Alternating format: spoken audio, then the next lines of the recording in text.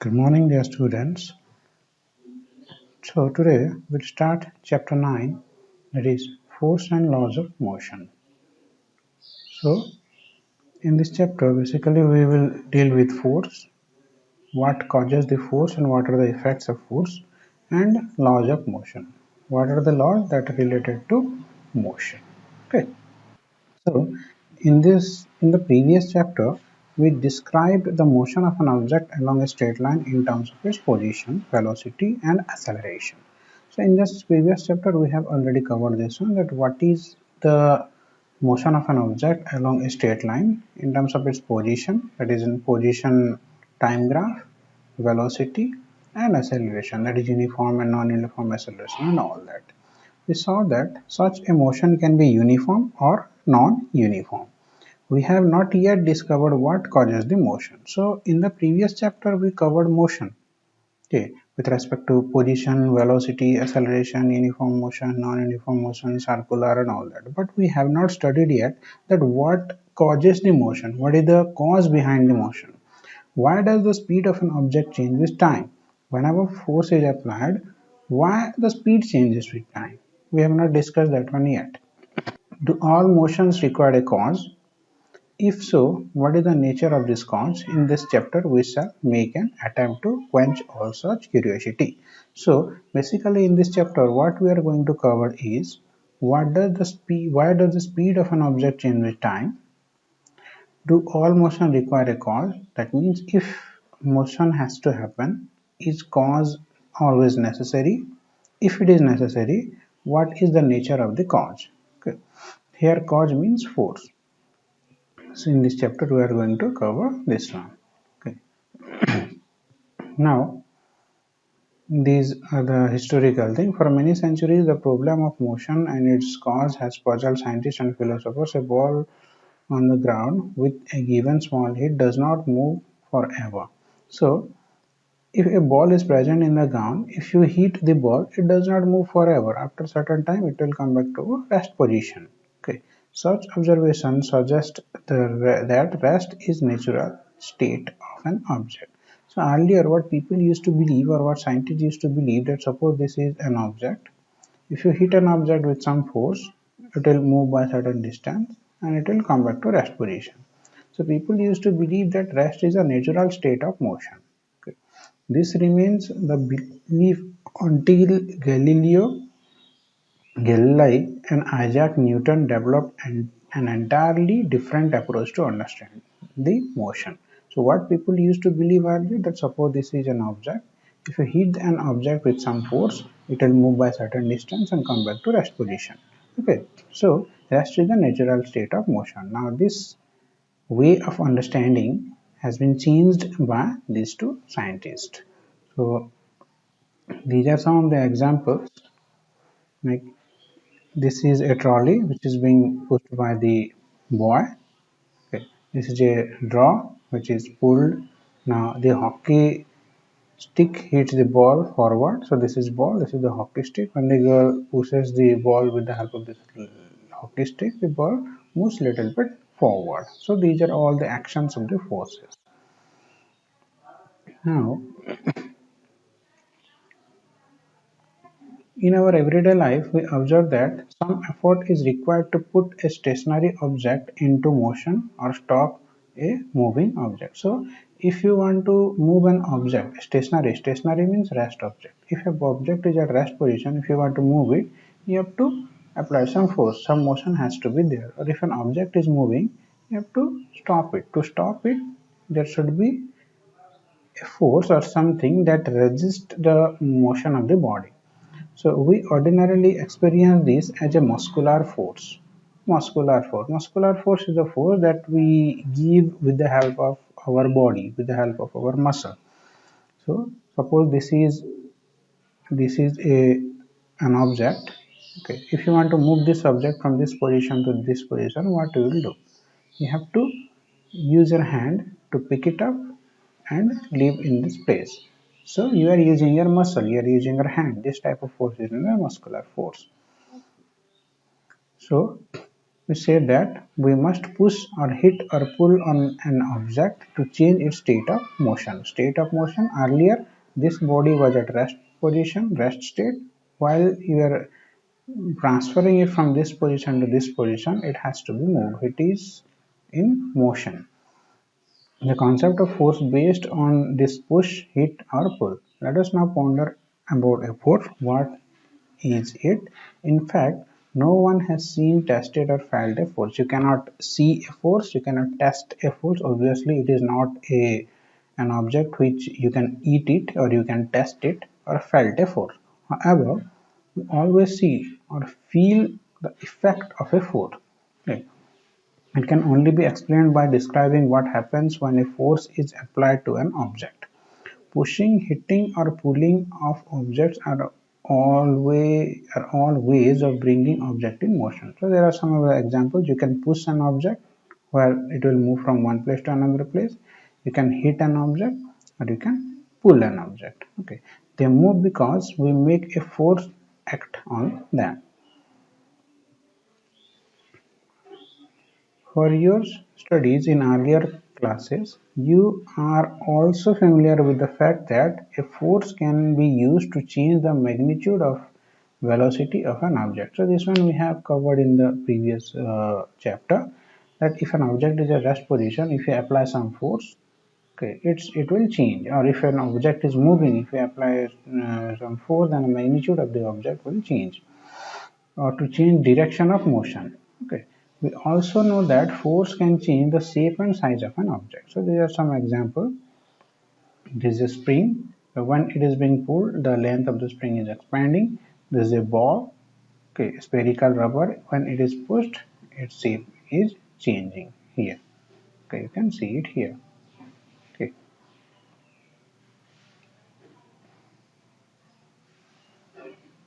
So this is all about the basic of this chapter. Now this one is very important, balanced and unbalanced force. Okay.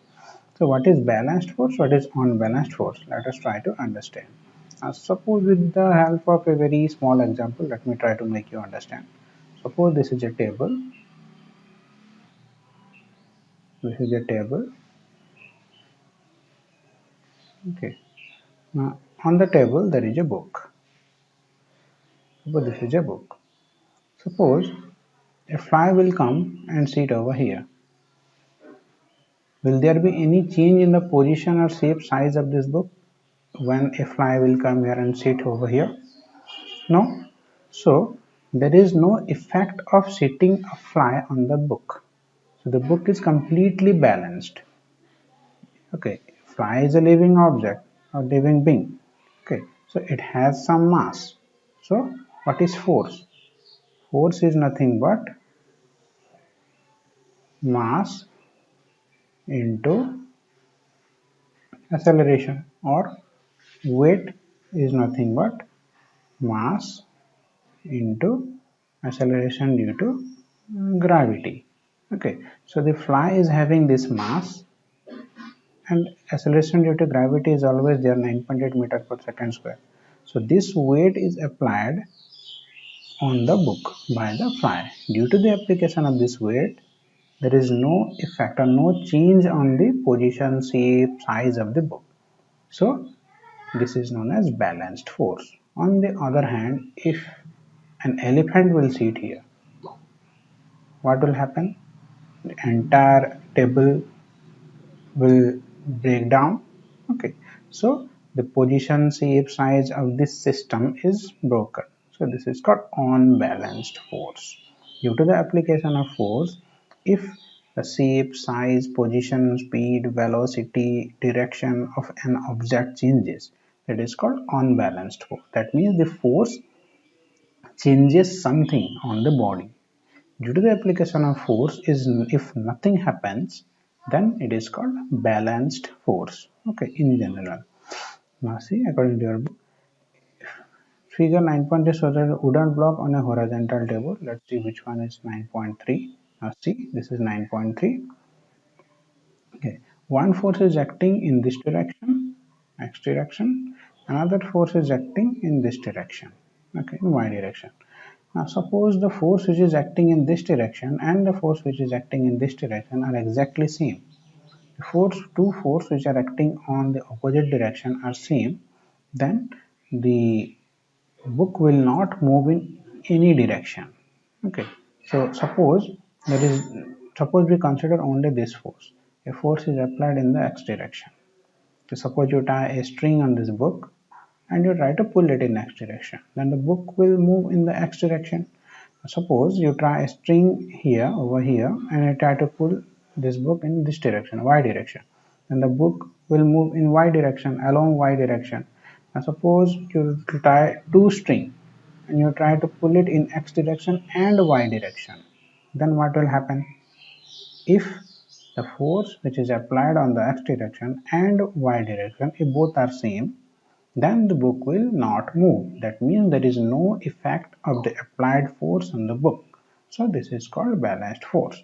On the other hand, if the force which is applied along x-axis is more than y-axis, suppose along x-axis 10 Newton force has been applied. Suppose in the y-axis 5 Newton force has been applied. So out of this, which one is more? 10 is more. Okay, 10 is more than 5.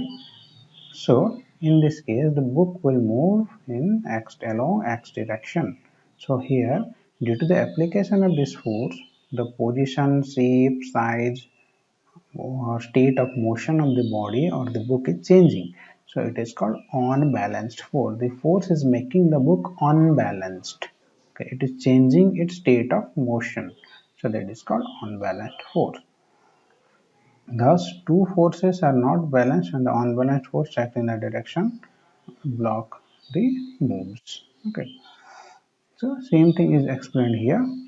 Okay, if the block is pulled from both the sides with equal force, the block will not move. Such force is called balanced force and all that. Okay, so in general, what is balanced force? Due to the application of force, if there is no change on the body on which force is applied, that is called balanced force. Due to the application of force, if something is changing on the body, something, it may be shape, it may be size, it may be state of motion or whatever it is. If there is something change in the body, then that is called unbalanced force. Okay.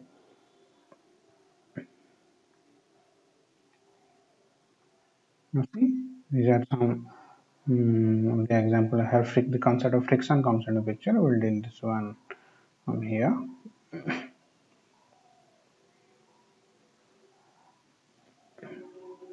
So here you can see that what happens when some children try to push a box on a rough floor? If these are some children, this is a box, they are trying to push it in the rough floor. So this is the concept of friction. So what is friction? Let me try to make you understand what is a friction. See,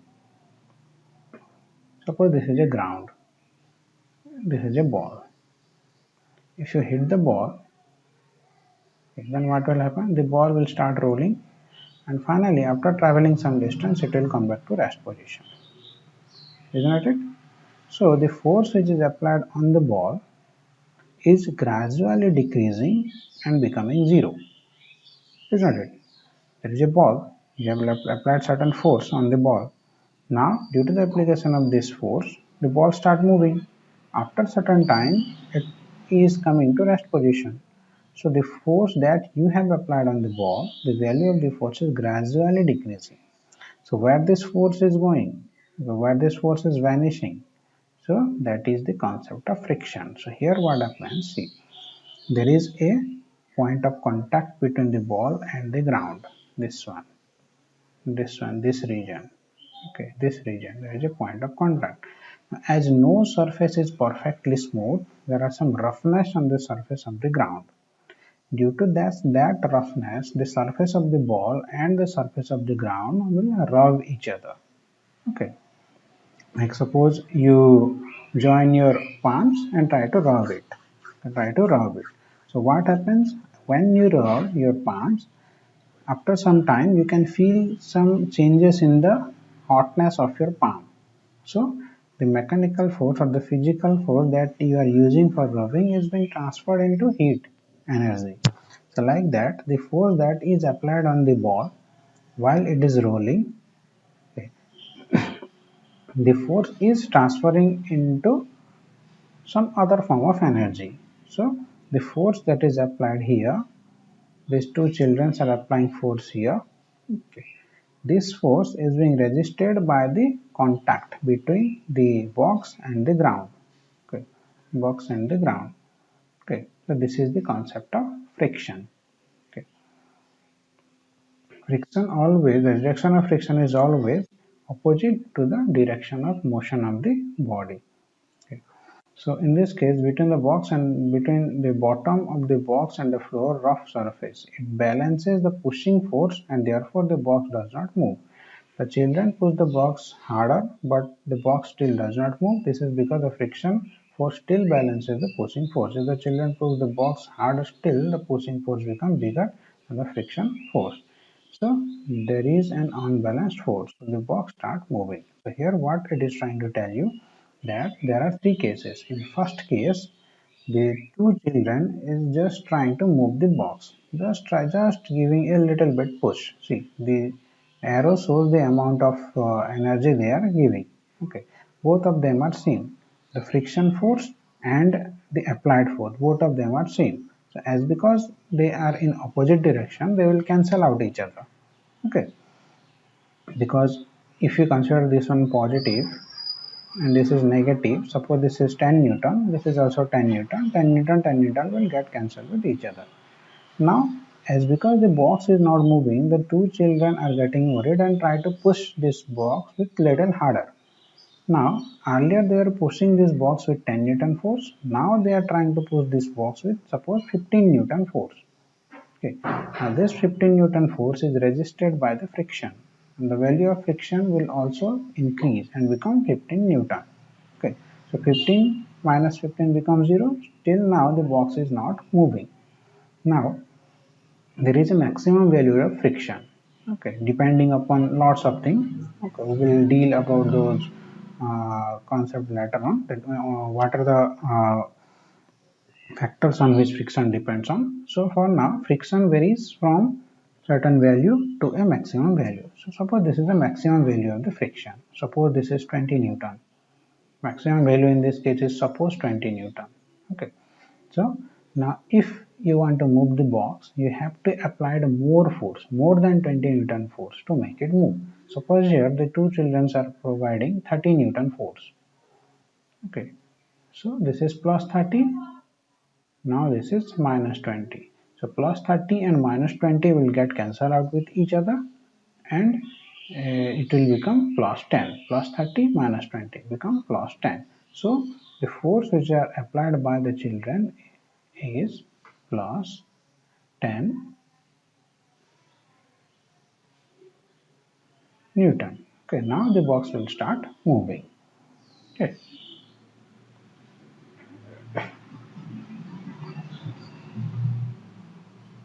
So this is all about